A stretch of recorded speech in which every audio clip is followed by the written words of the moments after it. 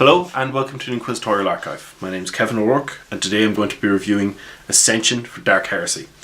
Ascension is allowing players to play into the next tier of the Inquisition, becoming Inquisitors and or Throne Agents.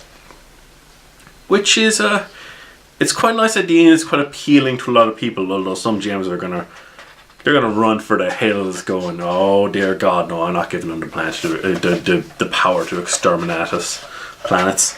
No. They put in some nice additional optional rules for the game, like that you can't go over 25 wounds. Even if you can buy the stuff, you can't go over 25 wounds unless your character is now fundamentally no longer human. Because they've been modified in some horrible ways. Like, yeah, it's pretty obvious you're not human anymore, you know, at that stage. So if somebody's playing a Tech Priest Magus, that kind of makes sense.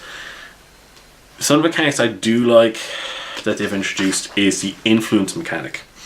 Because you're not really dealing with money anymore at Ascension level. You're dealing with who you got connections with different things. Peers go from being this useful little thing which gives you bonuses dealing with specific groups to actually directly affecting your influence, which is so good. You've got a bunch of tables and charts, so it gives you ideas of what kind of influence people normally have. So a newly, as refers to as a newly minted Inquisitor would have 40 influence, whereas a Commissar would have 20 influence. It's like, okay, an established Inquisitor of 70 influence. So kind of going into the gamut, like 5 is down with a Hab Supervisor or a Hive Gang Boss. You've got modifiers depending on the availability for whatever it is you're supposed to be getting or getting done, and for how long you're getting it. You can draw comparisons easy between this and Rogue Trader's Profit Factor, except for they're both good for very different things. So that has led me to previously in games have the players have both Profit Factor and influence because of an unusual thing where you end up with one of the players becoming a Rogue Trader in an Ascension game. And they worked off each other a little bit, but the mechanics work differently. So if you're trying to get something short term, you get big bonus, you get a plus 20 bonus. If you're trying to get something permanently with influence, you get a negative. The number of stuff you want to get will also affect this, and it doesn't have a positive modifier, it's only a 0, a plus 0, or negatives that just get worse and worse. But when you're comparing them, it's very easy to see how an Inquisitor's abilities could, like, he doesn't have the huge swathes of money, or doesn't necessarily have the huge swathes of money that a Rogue Trader has, but he handles things differently. The Rogue Trader will be able to find it probably at lower levels. If you compare to newly minted Rogue Trader and newly minted Inquisitor, the Rogue Trader is going to find it easier to buy a suit of power armor than an Inquisitor. But the Inquisitor is going to find it far easier to turn around to an entire squadron of Imperial Navy frigates or Imperial Navy cruiser, like, come over here, I want you to help me with something. And if it's short term, they will. You know, you've got a chance of it. Plus, it does go into details about, you know, when you're trying to interact with groups that is like, yeah, people can, although it does go into details about, because you have it in the background, yeah, everyone's got to do what an Inquisitor says, but could make for a very boring game very quickly, because everybody in the Imperium doing exactly what you're saying the whole time. It's like, it could fall apart incredibly quickly. But what they do, which is nice here, is that it gives you explanations for why people don't necessarily do exactly what you're telling, even though on paper they're supposed to. They're not telling you exactly, they're not doing exactly what you're saying necessarily, because they can put up some kind of a defense against it, because, well, yeah, you're telling him to do it, except for, you know, that's the Adeptus Mechanicus, you know, he's a member of Adeptus Mechanicus, he's a Magus, like, or you're trying to deal with an Imperial Guard General. He has influence in his own organisation that he can effectively try and use and go, well, this other Inquisitor told us to do this, or he might pull influence like, well, I can't do it because this other guys tell me I shouldn't, and you're both Inquisitors, so what am I to do? I guess I'll do what I want to do anyway. But the higher your influence is, the harder it is for them to resist. If guys are below a certain level and they're not a member of, like, the Administratum or some big Imperial organisation, they're screwed. They will do whatever you tell them. And it does go on about, yeah, how entire groups have just been, like, commercial enterprises that, like, independent groups have been just destroyed by an Inquisitor going, yeah, do this for me, and he just bleeds them dry and they fall apart, and the Inquisitor just wanders off. And you also have the rules for, you can demand something. If you want to push it, you're no longer requesting the aid, you're demanding the aid. You can do that, because if you want a fucking Grand Cruiser to come over and go, yeah, you do this now, you can get them to do that. But you're annoying people.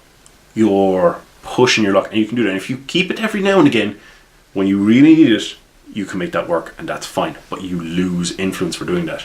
Also, if you try and, if the modifiers are high enough and you fail the roll to get something by 4 degrees, by over 40 basically, if you fail the roll by 40 or more, then you can actually use influence too, because you're actually catching the ire of somebody who's quite high up and probably has friends in Inquisition who are much more powerful than you. So it's undermining your own base, you're annoying them.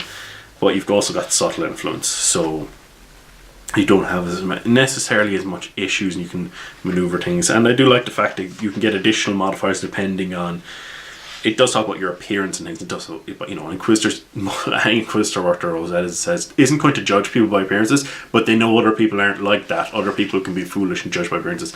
So if you go and wearing specific sets of clothing, or whether you're trying to, and you can influence this with roles. So if you're doing deceive and you're trying to do it subtly or something, using the administratum to do something, you're going to administratum robes, military people, you can get a bonus because you're actually wearing the right sort of clothes and stuff. It's like, yeah, it's pretty cool. That's one of the sections I really like in it. And then you go in, it tells you what each of the classes can go into from the main book, what if they can go into Inquisitor or Deckalt Assassin or the various other ones. And you get transition packages. Not every class can go into the Ascension classes, to every Ascension class. They won't let you play a tech priest going into an Inquisitor because say, well, you're part of the Inquisition, you're part of the Death Mechanics, so they won't necessarily let you go straight into that one. Or like a Sage becoming a Deckalt Assassin will be like, you need GM, like, so basically you need GM permission for these, because those are weird. And you've got transition packages which give you positive and negative effects, which are nice. Plus it gives rules for if you're making a character from a starting point of view, and you just want to start at Ascension level. If you do that, you're gaining insanity and corruption points because, well, you've seen stuff by surely just having gotten to this level. You've seen stuff, and but the cool part is your fellowship and your willpower become two of the most important stats when you get to Ascension level. They just do, because the stuff you're facing, the willpower is necessary, and the influence, because if you're trying to get other people to do stuff, your fellowship, because a lot of the checks, deceive, charm, command, they work off fellowship. You can use intimidate, but depends what way you want to approach people, because people will remember how you have approached them. Now the classes are pretty cool. You've got some general transition packages, and a lot of them are linked to the classes. But I know a lot of GMs can kind of go, if it makes sense, we might let a transition package from Monday on to go in here. First class they have is Crusader. One of the nice things is that your skills and talents, before you can get up to +5 in a stat, up to 4 times normally to XP. Once you have those 4 bought in that stat, you can go into the heroic and master level, the 5th and 6th levels, which are based entirely on your Ascension class. It's not based on your previous class. So if you were a Imperial Guardsman and you bought the 4 willpower advances, which is really expensive for Guardsman, if you're actually an Inquisitor now, the Inquisitor levels aren't that expensive compared to the other ones, so at least you got some payoff there. Each of the classes follows a general thing where they go, here's an ability you have because you're this class, and you get a choice of 1 of 3 other abilities. So you got the Crusader, who just goes combat guys, and you get crazy equipment. Like for the Crusader, for example, for equipment, you get a best craftsmanship power sword, a Crusader suppression shield, best craftsmanship carapace armor, badge of office, and a microbead. That's not bad. You get your shield against harm, where basically you can parry attacks against as a reaction against an attack against the Inquisitor if he's within a certain distance, that kind of thing. And you pick which type of group you're good at attacking. And you've got your ranks that go up through it. You've got the deck called Assassin, who's quite nippy. It's kind of the name. The names generally give away what most of these guys do. The Desperado, who is really cool. It's kind of mainly angled towards scum and things like that, where you're kind of a social, you're a mover and shaker in the underworld, that kind of type thing. Secondary kind of a gunslinger type guy. You've got the Hierophant, where you can get Pure of Fate. It's primarily for clerics, though you could potentially see other guys going into it. Like you could see a Sister Battle potentially going into Hierophant, although they had a web supplement with like I think it was a Legatine or something you could become.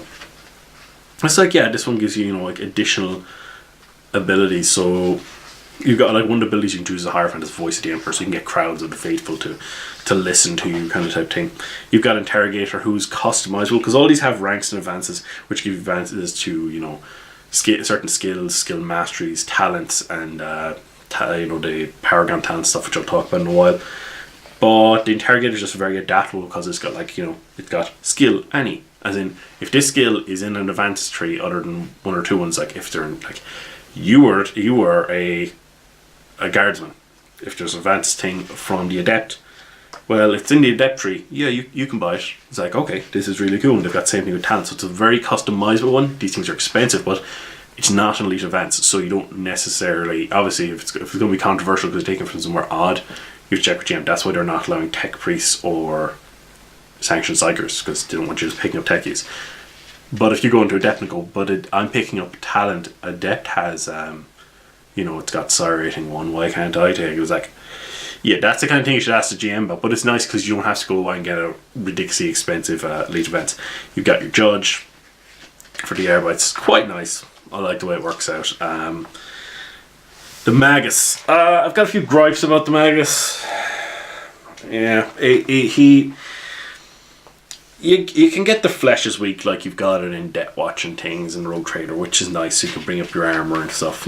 You can get some nice stuff, and I played a Magus. The only time I got to play Ascension, well, actually one of the 2 times I got to play Ascension, I played a Magus. And unfortunately, after a while, I said, why didn't I just play a Sage? Because, yeah, you can get the flesh as weak, which is nice. And later on, way down the line, you can get on natural trait toughness and natural trait strength. But this is like rank 16 when you're getting that stuff, so it's like, yeah, it's not necessarily going to work out that well. Whereas if I just picked a Sage, I could have gotten lots of other stuff. You've got the Primaris Psyker, who is utterly terrifying. I had a player play one of those in one of my games. They could just blow the crap out of stuff. And they weren't necessarily that combat-y. I mean, they picked Pyromancy, which isn't the deadliest of things. They had Pyromancy and Divination. Those were their main things, but they were deadly as hell. You can get on natural traits. A lot of them you can get on natural traits for specific things that suit class. The Sage, once more, quite nice. It's got, you know, your different things. The fact that you can get all these lores quite easily works out quite well. A lot of the classes give you they give you access to some of these influence talents at certain levels, which, you know, you always have to check the influence talents with the GM. But these are ones that probably will come up for your class. So, like, if you're a Stormtrooper, which is the next one, you can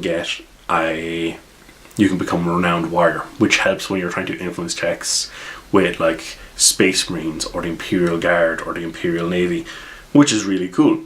And Inquisitor can get it, but they can get these at different ranks. But it is theoretically possible that somebody who might be able to be granted that it does encourage you to kind of think, yeah, no, this is actually playing this certain way. He might be able to either be given access to it early or just given access to it at all because his class doesn't have advances. Now they've got the Vindicator Assassin, which is an incredibly controversial one. Oh, the Vindicator Assassin is, as people pointed out for various reasons, in a lot of people's opinions. Now, unlike some other people, I didn't just reactionary go off, and although I don't entirely blame him, I didn't just go off and say, I'm not allowing it. From my first Ascension game there, and I let somebody play one, and now after seeing it in action, I can firmly say, no, it's not allowed. I'm not allowing it. It's not balanced. It's crazy, and it doesn't, in the RP wise, it doesn't make that much sense. The fact you've got a Temple Assassin just sitting around with the Inquisitor the whole time is quite odd. You know, you can do it, but it doesn't sit well with an awful lot of people, me included. And their abilities, like you've got the Temple Assassin ability that you're just getting straight off the bat, which means you get a number of reactions in your turn that you can use for dodge and stuff equal to your agility, and at rank 1 you can get a natural trait agility too, so equal to your agility bonus.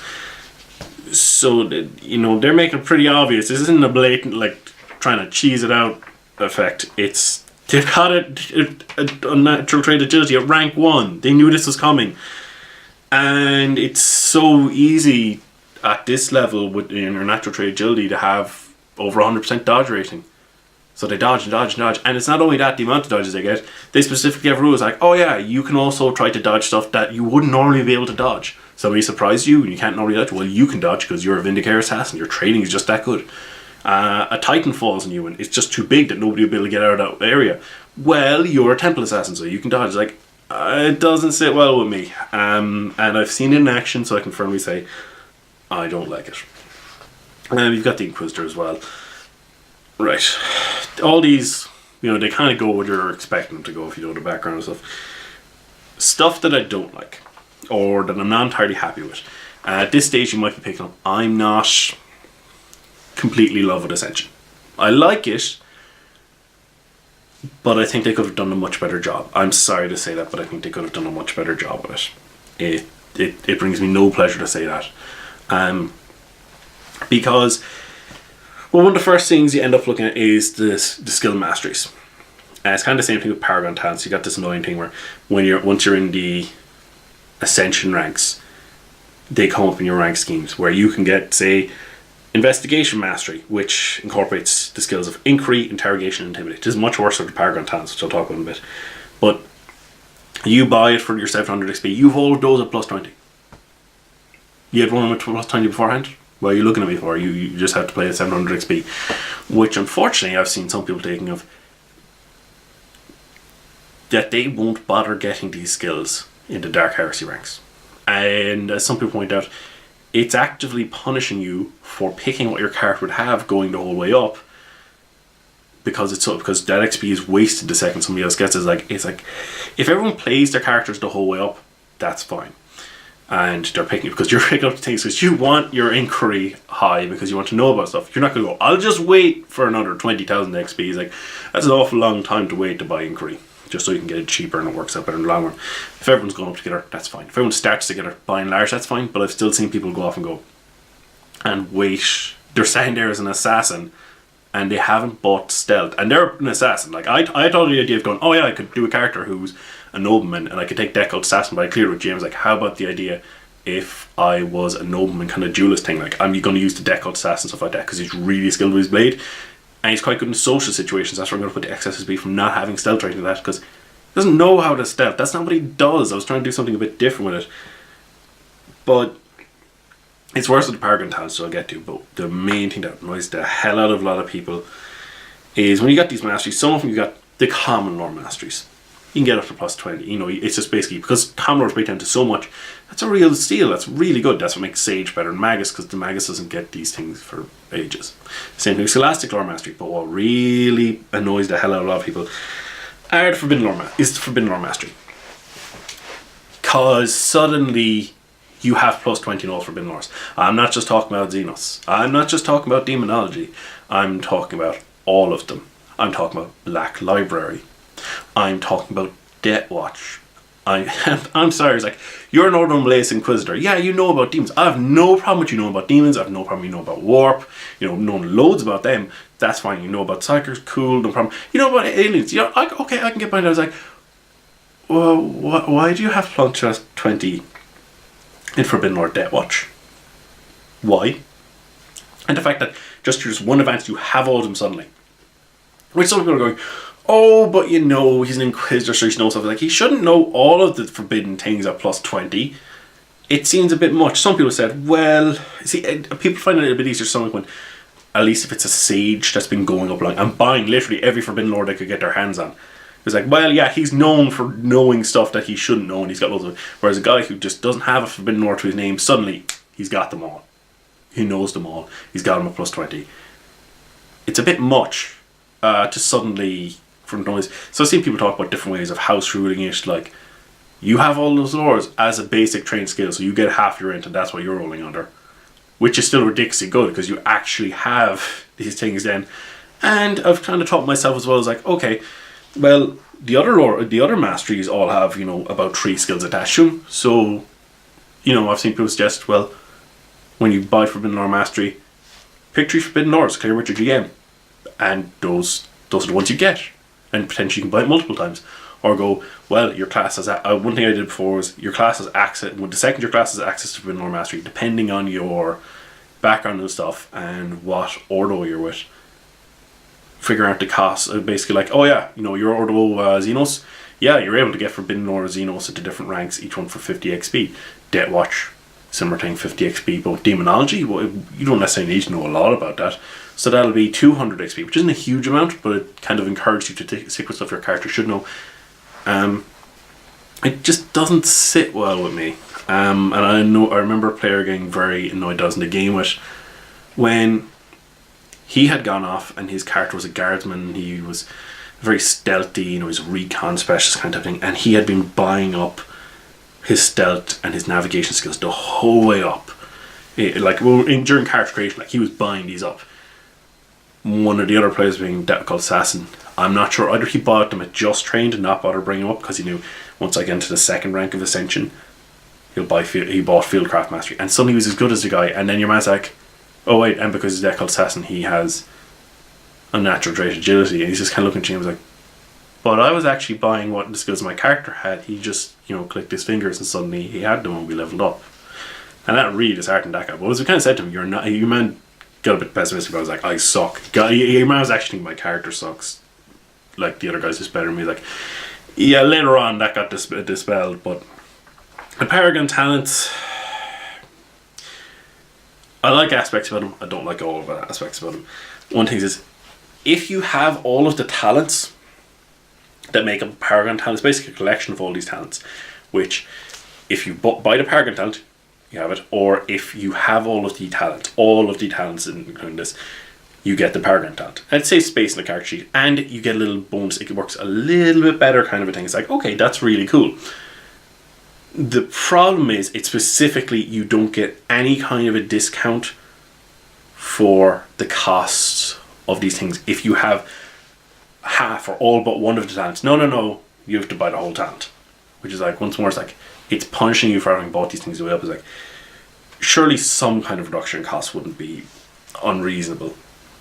That, a situation once more where some people will go, I'll hold out for the first, little while, and then I'll go grab this. Is like, well, fair enough, your class couldn't get it, and your Ascension class can give it to you, and that's what it's there for. But it can be really annoying just to try and figure out how to, like, okay, and especially with some classes, like, it's not a case of necessarily sometimes you just didn't want to get that last advance. It's like, no, sometimes your class has all but one of these advances, and you buy them all, but you can't get that last one except for elite advance, which is going to cost you the same as the goddamn Paragon talent, which is damned annoying. Some of them are unique, new, kind of interesting things. I do like how a lot of them work. It's just how you gain access to them. That is the hell of me. You get your influence talents. What I like is it breaks down the peers into different things. Like, you don't just have Peer Death Mechanicus. When you buy Peer Death Mechanicus, you have to pick the specific forge roll that this particular Peer Death Mechanicus counts towards, which is nice. Not all of them break down this manner, but a lot of them do, because Peer is so much more valuable with its use with influence. You end up with talents of reputation and power. So these are to do with how your character operates. What kind of values it says. Like I mentioned, Renowned Warrior. And there's some to do with the Inquisition, some to do with operating with other individuals, and some of them about having holdings and things like this, where you have prerequisites, and if you get it, you can be openly as anti-it or whatever. And it helps you work the influence angle, and it's cool, because they don't have these previously. And the thing is, these aren't necessarily all that good. Like, you can get outspoken mono-dominant, or you can get, that your character's ridiculously militant. So if you're a ridiculously militant guy, you get bonuses with all the other military guys, but you might not get quite so many bonuses with less militant organizations. You can get oath bonded to the Angels of Death, because Space Marines are a near unique rarity to get, like a tactical squad to help you, like a Space Marine to help you is near unique. But if you're oath bonded to a chapter, they're only extremely rare, which is nice. It works out. I quite like how it works out. But the other Space Marines are wary of you because you've sworn oaths with a different chapter, so they're now unique to you, the other guys, because they're a bit more wary of basically crossing borders and stepping people's toes. You get additional psychic powers, you send it psychic powers, and you're bringing in the fettered, non-fettered things from Rogue Trader. Makes things a bit safe, but at this stage you're in Ascension. It's kind of like, yeah, I can get behind it a bit more because you are really well trained. The abilities you have are nuts. I can't really say much more than that beyond it. It's like, it works out pretty well. However, if you want to get more than one ascended, basically 3 of ascended psychic powers, you're gonna have to be Primary Psyker. An Inquisitor, if they're psychic forward, they can get ascended psychic powers, but they're only ever gonna get like one, like the the one that messes with time and temporal things. You got a nice few extra bits of equipment. Nothing overly ridiculous, although you've the equipment for the Vindicare assassin is nuts. They just, for taking on single targets, they're ridiculous. And even for groups of guys, well, they'll just take they've got their pistol. I think their pistol goes semi-auto and still does a lot of damage. And it doesn't mean they can't pick up other weapons as well. But when it comes to a boss fight where you got the main guy, it makes encounters a lot more difficult to do. Like, they've got they've got a nice, one of the things they have is a nice extra background things, and they've got stats for some ascended bad guys, which have been mentioned in some of the previous books. Like a subsector. One of the cool ones is they've got a subsector governor, who's basically, or he's not a subsector governor, he's a planetary governor of a high world. He wants to secede from the Imperium because his world is being destroyed, because the Administration keeps racking up the tides and it's actually destroying their environment of the world. So he's not a bad guy. He wants to help the people of his world, but he's not doing what the Inquisition wants him to, what the Imperium wants him to do. You have additional rules for guys. Actually, what's cool thing about him is that you end up in a situation where he's actually not that deadly in combat himself, but he has some great rules for leading guys, because all his guys are fanatically loyal to him because he is a fantastic leader, and he's never, he's always done well by them. So he really buffs his goons effectively. And it's specifically put in there for to be a bit of a moral quandary for the PCs, like they do what's best for the Imperium or try and find some kind of middle ground. It's nice. And a lot of rules, a lot of section talking about how the Inquisition in general deals with other organizations, their kind of relationships, which is nice. It works out, it gives you a bit of an idea. There's stats for an Eversur assassin, I say. There's no way anybody's playing an Eversur assassin unless it's a game with just one person, because they are completely unhinged. You've got stats for Demon Prince, which some people have given out that, well, he's just not that hard, but sorry, a greater demon of change, he's not that hard. But some people point out, yeah, he could be the crappiest Demon Prince that they have. And they got stats for a particularly vicious Slough character. The scenario at the back of the book is really good. It's quite mean. If people get carried away, if they get carried, it's quite well thought out scenario. When I ran this scenario, afterwards I coined the term Inquisitor Smash Syndrome, because people get a little bit carried away with using we're going, well, I'm an Inquisitor, people should listen to me. And we had 2 players playing Inquisitors in that game. I had far too many players in the game at the time, but we had taken characters that were in a previous game of Dark Heresy. We leveled them up and introduced some new characters as well. It didn't go down terribly well because they tried to go alone. They wouldn't deal with anybody else, and the pretty much scenario's going like, if you're being, and they were going like, oh well, at one stage they're going, we're going to wipe out an entire, because things had gone so bad, they were saying, we're going to kill everyone here that isn't us, we're going to have the whole thing quarantined off.